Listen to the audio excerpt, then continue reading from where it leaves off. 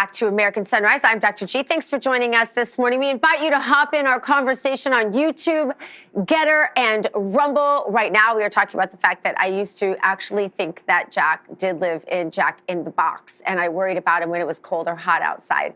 If you join me in that. We're also talking about our chili recipes, if you'd like to put yours in there. Hop in with us. The political pulse of America is what is next, and Minnesota Congressman Ilhan Omar facing growing outrage after defending the Somali community amid the ongoing federal investigation into widespread fraud involving government funds. In a series of new statements, Omar says Somalis in Minnesota are being singled out, targeted, and victimized by what she calls political motives and media mischaracterization, really. Investigators, however, continue looking into the claims of a widespread scheme involving false identities, organized fraud, potential national security implications, but Omar argues the real story is the impact on innocent families who she says are facing harassment, fear, and unfair suspicion. Welcome to Trump world. Anyway, here's what she said during an interview on Face the Nation over the weekend. Well, I want to say, this also has an impact on Somalis because we are also taxpayers in Minnesota.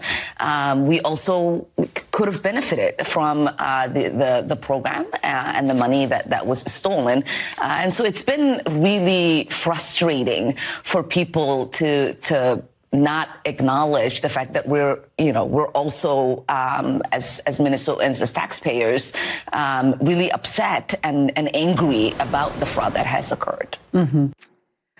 Yeah, we want to bring in Terrence and Emily. You're right there. This annoys me beyond words, Emily, because I have honestly talk to gay friends. It doesn't really matter how you want to come out of the closet. You come out as a conservative Christian and you will be persecuted. So I don't really want to hear her complaining about Somalis having to deal with the fact that their people have tarnished their reputation. The choice of words from her is quite interesting. Victimization. I also want to point out there was a report in the Daily Mail that just came out confirming that she married her brother. So I'm just waiting for her to be charged, for her to be arrested, for her brother to get in trouble too, and for her to be deported from this country. It is absolutely crazy the way that she's trying to spin this narrative, Terrence. Yeah, and the reality is the people of Minnesota are the victims here, and that should be the focus. The fact that there was this sort of widespread theft, the fact that it impacted really the greater community of Minnesota, not just the Somali Americans who many of whom were behind all of this theft. It's a shame that she's trying to shift the blame, if you will, and not focus on the real issue, particularly her community, the broader community beyond the Somalis who voted for her, but the broader community that voted to put her in office. Those are the people who are victimized, and that should be the focus. Precisely. Well said, both of you. All right, you guys. President Trump kicking off his Affordability tour today at a casino in northeastern Pennsylvania. The president will be touting several economic accomplishments and proposals, including investments in energy and artificial intelligence, lower gas prices, reforms including 50-year mortgages, and tariff rebates. Joining us now with more detail, RAV Chief White House Correspondent Brian Glenn. Brian, this tour is important to Americans. They want to know how the Trump presidency that they voted for is going to be affecting their pocketbooks, right, Brian? That's what it really comes down to here. Americans feel like they can't afford life like they used to be able to. Yeah, using the words of Bill Clinton, it's about the economy, stupid. That's exactly what it's about. Now, keep in mind, Dr. Gina, that President Trump inherited a double-digit inflation. Let's think about how everything was expensive. Every good, every product, every service had double-digit inflationary rates on top of it. Now, President Trump has absolutely brought that down, but if you look at the average of 2.5, 3% inflationary rate each year, you're still battling that. But this is the beginning, I think, of what's going to be a very successful messaging economy tour that he's going to go out and lay out the game plan of lowering the price of goods and services. We've already seen that. And of course, with the tariffs that were put in place, we're going to see more manufacturing brought back to this country, which ultimately will lower the price on a lot of products and things that we buy. But when it comes to everyday consumption, groceries, gasoline, energy, things like that, those are coming down. But I think this messaging tour that he's going on is going to be very crucial going into the midterms for next year. But by the way, I'll be with President Trump today. We're flying out around 4 o'clock from Joint Base Andrews, flying to the Pocono area there in Pennsylvania, going to a casino there where he'll deliver a message on the economy. I'll be with them live, bringing reports all day long for that. Brian, put it all on black and let it ride, brother. I shouldn't say that publicly. I'm sorry. I shouldn't say that publicly. I'm better than that. I agree. Let's talk. He's like, I agree. That's what I'm going to do anyway. Let's talk That's about what that I always farm do. aid. I'm with you. Let's talk a bit about that farm aid package that President Trump announced yesterday, $12 billion going to American farmers in order to help them kind of prepare for next planting season, as many of them lost money and lost product and crops because of this trade war with China. Yeah, and also he talked about not only getting these people this loan, this, if you will, this money they need to pay off loans, to get fiscally back in line, but also to reinvest in equipment. President Trump brought up a very good point the other day in the cabinet meeting that a lot of the equipment that is being manufactured right now is almost like a mini computer, very much like our cars are these days, or almost computers with wheels, where some of the farming equipment is basically a computer that works out in the field. So he's talking about bringing some of the manufacturing back to make it simple, so that when a tractor breaks down, that the farmer has the ability to perhaps work on it himself and not have to take it up to some high-tech shop to fix it. So it goes from the loans to the actual equipment that they use, making sure our farmers have the tools and the money they need to sustain. Because if our farmers go out of business, guess what? We don't eat, and that is not a good thing. And then we rely on other countries, by the way, to get our food, which is not a good thing. No, not a good thing at all, Brian. I do want to change gears to foreign policy here for a moment. Over the weekend, President Trump said that he was disappointed with Ukrainian President Zelensky, saying that he hasn't read the latest proposal to bring the country's war with Russia to a close. Brian, Zelensky, he doesn't wear a suit. He doesn't read the peace plans. No wonder President Trump is disappointed. What can you tell us about the progress that is being made on this? Well, I can tell you this. President Zelensky has about 400 million reasons to not end this war right now. That's because that's about how much money is planned in the USDA, that's the U.S. aid package, going to his country.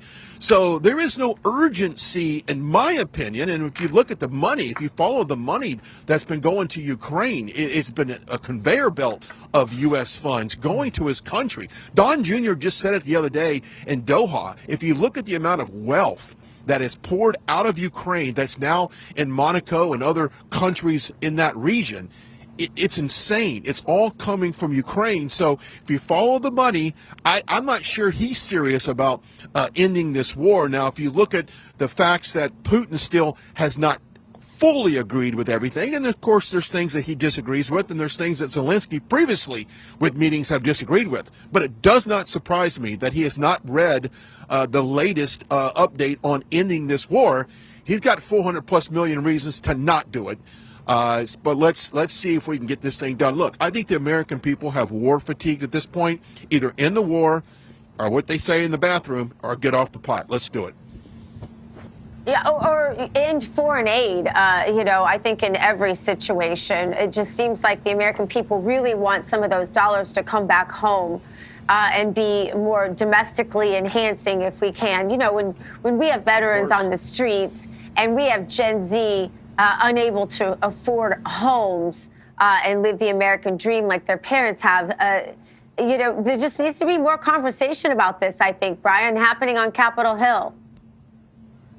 Yeah, more domestic policy discussions, more things that help us. You know, the fact that President Trump is going to Pennsylvania today at least gives you the idea that the administration behind me is focused on that. And I think Congress needs to get focused on that. I think taking our eye off the needs, the real needs of Main Street USA and going over to some foreign country, and it doesn't matter what foreign country it is, that needs to stop. We have to take care of our problems here. If you look at the deficit going up, $38 trillion in debt, if you look at Social Security, in a matter of 8 years, could absolutely run out of money. That should, panic everybody here. We must get our house in order here fiscally, financially, emotionally, get the border secure, which we have that. Let's get our stuff in place before we run off to solve other world problems. That's just my little soapbox here, which, by the way, I'm outside the scene of the crime here. Follow me over here just for a second. Terrence, I'm here to report that the angel has left the White House. It's no longer here, but we'll have to see when the next snowfall is scheduled for D.C. It doesn't have any snow in the forecast next 7 to 10 days. You were very inspiring in your snow angel making. I got a lot of photographs from friends and family who also made snow angels after you. And can't forget that fox running across the lawn. That was like one of the coolest things I've ever seen. And I was just there and I saw a black squirrel, and I remembered that you only see those really in Washington, D.C. Very cool. And there's an albino squirrel as well. We don't see him as much here, but I do see him around the Capitol. It's amazing, the wildlife and the stories that photographers here will tell you. Real quickly, if I got 30 seconds, they said one day a hawk flew over the West Wing here and dropped a fish that fell right in the middle of the stakeout camera. Let's flip these cameras around real quick. I'm going to make sure people at home understand this. That basically flew and dropped a fish right over here in this area, because basically the Potomac, I'm assuming that he picked up a fish in the Potomac, was flying over the White House, and then dropped a fish right here. So the amount of wildlife that's around the White House is incredible. So we were just fortunate enough to see that fox the other day, and so the black squirrel, the albino squirrel, it's all here at the White House. You even have a big... So cool. So cool. Yeah, big guy like myself out here. Yeah, it's so cool. Yeah, very cool. We were looking down on the White House last night from a rooftop bar and looking at the new ballroom being constructed right underneath the window. All very cool things happening in Washington, D.C. Brian Glenn, always fun to have you. Thanks for being with us. Thanks, B. Thank you. Thank you. All right, coming up, Charlie Kirk's assassination has topped Google searches for 2025. We're going to dig into those details next, but first, here's a look at what you get when you join our RAV Ambassadors program. What if watching Real America's Voice was just the beginning? Introducing RAV Ambassadors, the new grassroots platform that turns viewers into leaders, connecting directly with hosts like Steve Bannon, Dr. Gina, and more. Together, we're turning belief into action. Inside the RAV Ambassadors Hub, you'll get exclusive updates, challenges, and behind-the-scenes missions straight from the people shaping the fight for faith and freedom. Every action you take, every share, post, and mission earns you points, badges, and ranks. Compete with patriots nationwide. Unlock rewards, exclusive gear, even chances to appear on air or attend live RAV events. But this isn't just about watching, it's about doing. Joining campaigns, volunteering locally, standing for truth. Together, we're not just a network, we're a movement. One voice at a time. Scan the QR code or go to ravambassadors.com to join now. Because America's voice is your voice.